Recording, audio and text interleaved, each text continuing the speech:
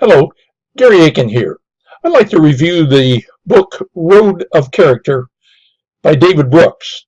David's a noted columnist for the New York Times and author of The Social Animal, The Hidden Sources of Love, Character and Achievement. Hopefully this short review will help to pique your interest in delving into the subject further and either listening to the full video of his stunt lecture on my blog or read the book. I think it really is a good read. David reviewed some of the research leading up to the book, and he discussed character formation as the main topic, and the distinction between what he calls resume virtues and eulogy virtues, and how they reflect a bifurcation in each of us.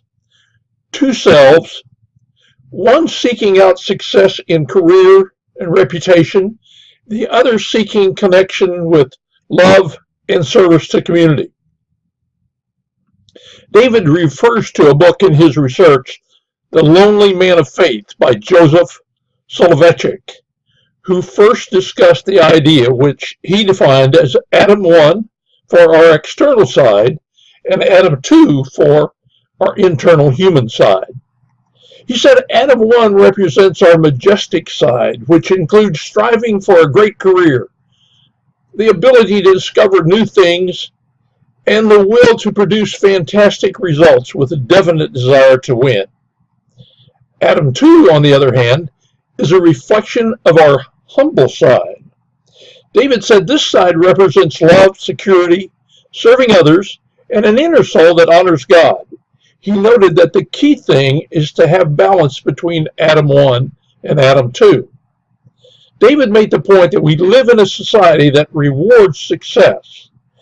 And if you're not really good inside, eventually your life will fall apart. David goes on to say you have a life of external success without really focusing on inner success. You will have a life of moral mediocrity. David went on to address what he thinks character really is. And in the book, he used really notable people that were examples of these individual traits and character. And I won't go into that at this point, but you can certainly pick that up from his book or the video. His first point was a person of character is capable of deep love. He noted that love humbles us and brings us down and then levels out and brings us out stronger on the other side.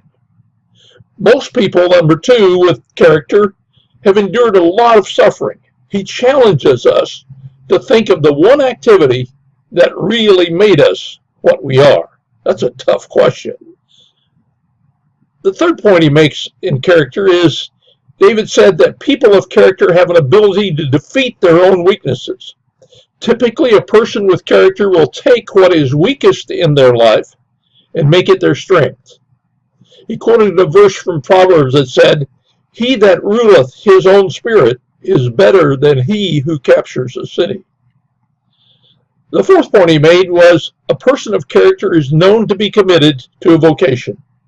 This person will focus their life on one act of service that will possibly not be completed in their lifetime. Another trait of a person with good character is that they have extreme loyalty to an institution.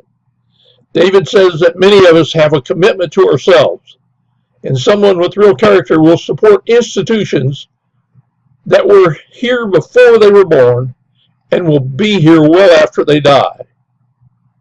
He noted one great person in the Army that was of this nature, and again made a good example of that in the book. He said that in this characteristic, their challenge is to pass the program along better than when they found it. One of David's closing quotes was, "What a wise person says is the least of which they give.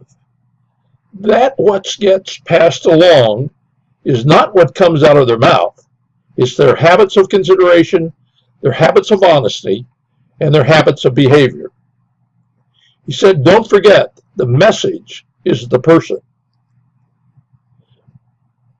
Below in the description, you can get the link to the full speech that was given at the 2015 stunt lecture by Mr. David Brooks on Road to Character. It's 48 minutes, and it can be found on YouTube or on the blog post.